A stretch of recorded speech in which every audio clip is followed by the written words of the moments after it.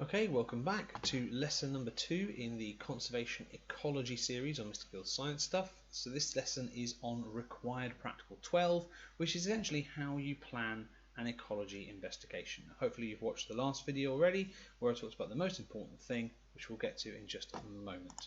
Okay, so the aims of this, we're going to think about the techniques discussed in the last lesson, and you're going to do a task that will allow you to gain evidence for CPAC 5B and 2C through required practical 12 planning.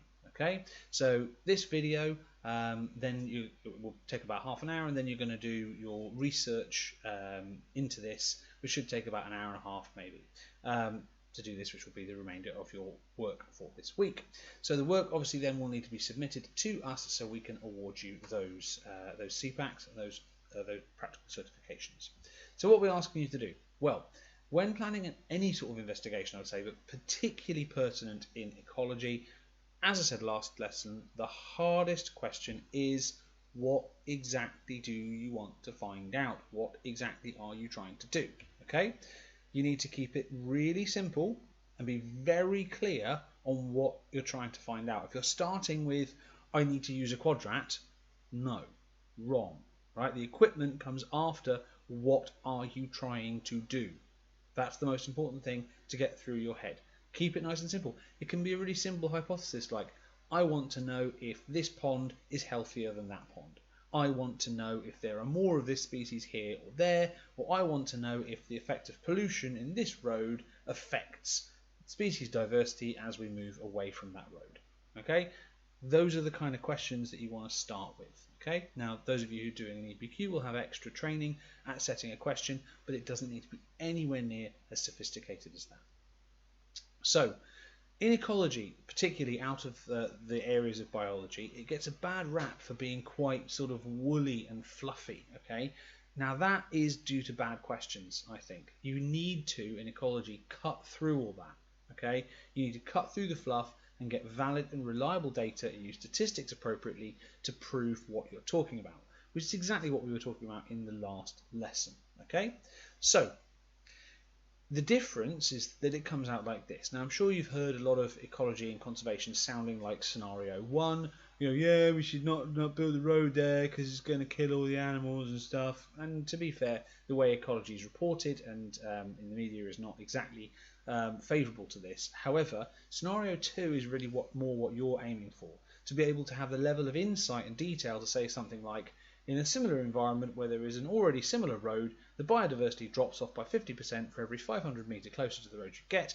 This effect is particularly pronounced in mammals. We can say this with 95% confidence that this is due to pollutants and habitat damage from the road, and thereby infer the same would be true at the site of the new development. Okay, that is a far more convincing argument, and it's much better science. Okay, and it comes from a clear question and a clear understanding of what it is you're trying to find out. Okay, so here are the practical skills. Required practical 12 is investigation into the effect of unnamed environmental factor. So that could be abiotic, it could be biotic, it could be light, heat, disease, anything, right, on the distribution of a given species, or it could be a group of species. Okay, so main skills we're assessing are going to be your planning skills. Can you identify control variables? Can you think about what you're going to do in this experiment that you're going to plan? This investigation, and referencing. Now, this seems to be a massive blind spot for students. We ask you to reference relentlessly in every single required practical, and yet for some reason you just don't do it. You just go, nah, that's right, don't need to put a reference in, even though it says in black and white you must put a reference. So this exercise is explicitly to look at your research skills and your ability to reference, because if you don't get that CPAC, you don't get the practical certification. You don't get the practical certification, you don't get the A level. That's how it works. So, what you're going to do is you're going to produce a question that you're going to plan an investigation around, a reason for that question, like i.e. the background information, and where you found that background information. You're going to produce a method, i.e. what in the field would you do.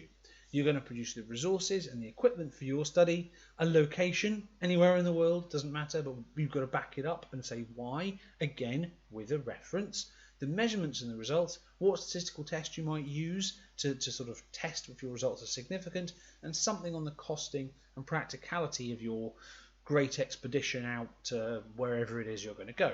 Now, it could be anything, right? But I am going to scaffold that an awful lot more and tell you the area that I want your thing to be based around, okay?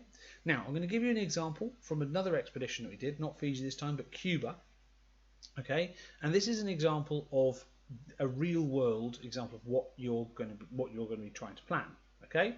So if we looked at Cuba and the lionfish, now you might know what lionfish are. Now, all these are my own photos from the 2017 expedition, okay? Now, lionfish are a big problem in the Caribbean and in the Americas. They're an Indonesian fish, right, where they get predated on. They were moved sometime in the 80s, we think, through the aquarium trade to the Americas. So I think there was a release perhaps from an aquarium into the Caribbean where they have taken over. They have no natural predators, nothing eats them, and they've been incredibly successful at monopolizing those environments. In fact, they've now been found everywhere from New York down to Rio de Janeiro at depths of 1 meter to 200 meters. Okay, so they've been incredibly successful at taking over, and they're causing a massive amount of environmental damage. Okay, so what was it that we did? Okay, well, we were the first people in the Bay of Pigs in Cuba to go and investigate lionfish abundance in that environment. So we went in with our dive kit, we took a tape down to lay a transect, and we did various different transects, different depths, different parts of the reef. Okay, laid out big long transect, swam along it, looked either side. So this is a belt transect. We're searching the environment either side, looking for lionfish, and when we found one, you might be able to see there that Vanessa's holding a spear, that we killed them, we shot them, and we dragged them out. This is what's called destructive sampling. Okay, so there's one I was particularly proud of, and that's a lovely, particularly proud of that photo. That was the reason it's all blue, is that's at about 18 meters depth, so as deep as we could go with students. And that's obviously a lionfish that's been shot. Now the problem with lionfish, the reason you need to use a long spear to kill them, is all of those spines, while they may look beautiful, are highly venomous. They contain a neurotoxin that is that can be lethal, right, to everything, including humans. Okay, it's rare that anyone's died from lionfish stings, but they are, having seen one happen and seen a guy's arm triple in size due to a lionfish sting, they are pretty nasty. Okay, so this is one of the reasons why things don't really eat them, that we're not familiar with them. So we were going along these transects, looking around things, looking under things, hunting for these lionfish, spearing them, okay, grabbing a load. That one in the top right there, that's 3 lionfish on 1 spear. So she's very pleased with herself, okay, and hoiked them all out and took them back to the lab. And just so you believe it's Cuba, it does actually look like it looks in the pictures. Now the lab was basically just a weird bar in a what was some sort of rudimentary disco type arrangement, and what we were looking for is we dissected them. So we'd asked the question, what was the abundance of lionfish and where were they found on this reef compared to other reefs? So our independent variable was this site versus that site. So we were looking at Playa Huron in the Bay of Pigs, and other groups had looked at other areas in Cuba and different parts of the Caribbean. We'd laid transects at different depths, okay, different areas, to try and find as many lionfish as we could. And then when we took them out, our dependent variable, the thing we were asking about them, the data that we were gathering was, well, where are they? Right? How many are there? How big are they? Okay, and then of course we had to do an awful lot of work internally to work out some other things. Okay, now you can see on the left there, that is a lionfish's mouth. They're gulp feeders. They can literally feed on anything pretty much. They sort of sit around, something swims past them, they gulp it down, digest it, and that includes each other. And during the next stage, the dissection stage, we did actually find lionfish inside lionfish inside lionfish, which was very peculiar. We didn't quite know how to count that. But once we'd managed to despine them, and there's a close-up of those venomous spines, right, the spiky bit on the end is the bit that's going to cause you problems. Once we managed to despine them, get rid of those, then we started the dissection phase to gather our data. Okay, so what we were looking at was how big they are, as you can see on the left. Then we were dissecting them. How old are they? What gender are they? And what stage of sexual maturity are they in? So are they breeding? And this is a full-sized, fully mature, sexually reproductively active female. So you can see the organ that's being held up there is a big old sack of eggs. That's her ovaries, so you can see why they spread so quickly. Okay, so we've got a question. what is the abundance of lionfish in this reef versus other reefs in the Caribbean.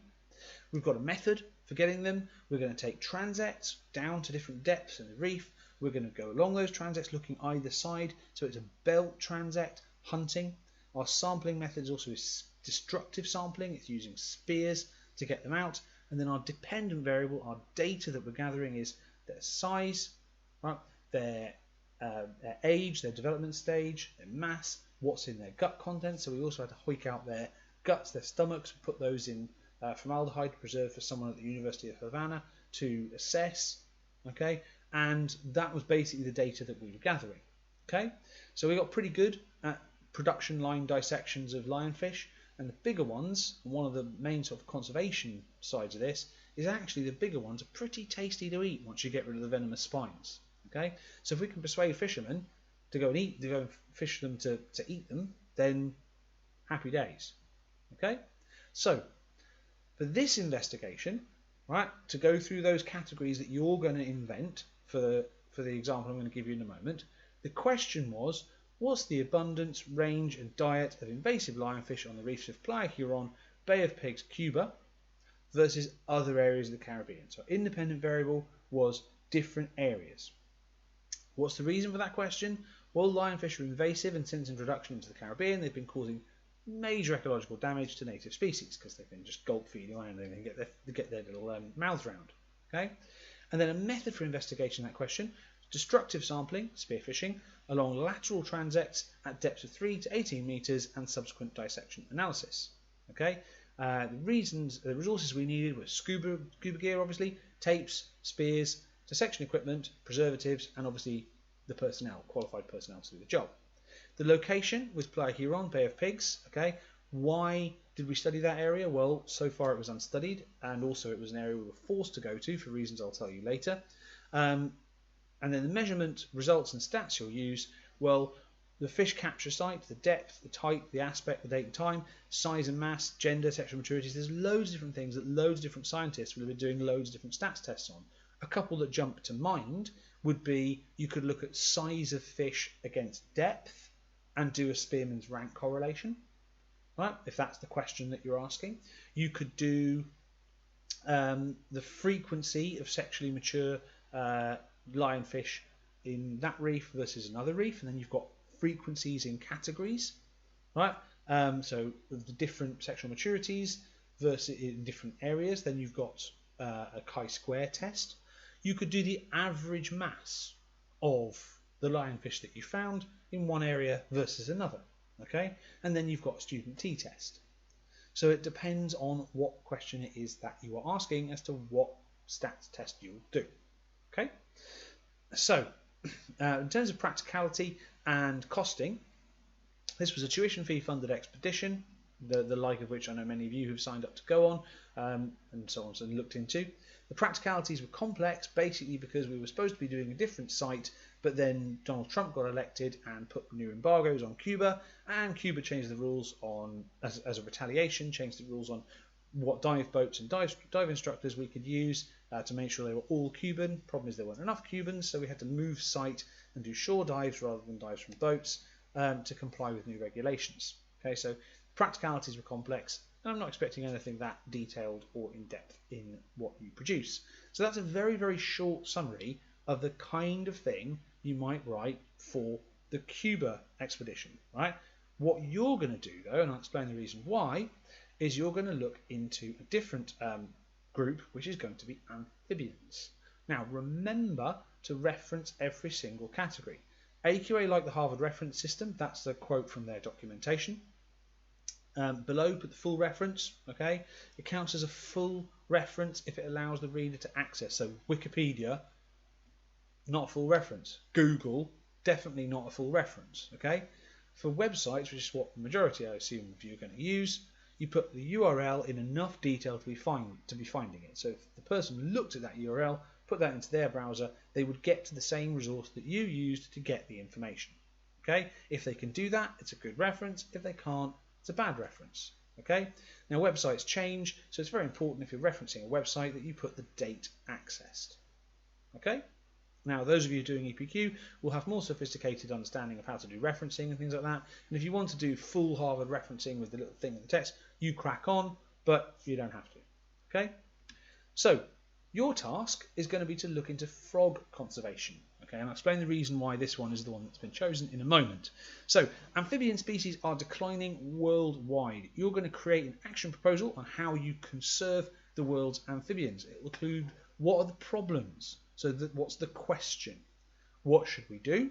So, a methodology. What are you actually going to do? Where are you going to do it? So, you're going to have to research where frog conservation is really important and have a look at that. The hint there is biological hotspots. The problem they're facing is a little hint there to look at them into a particular fungi. Okay, and your question might be based on different locations, just like my Cuba example.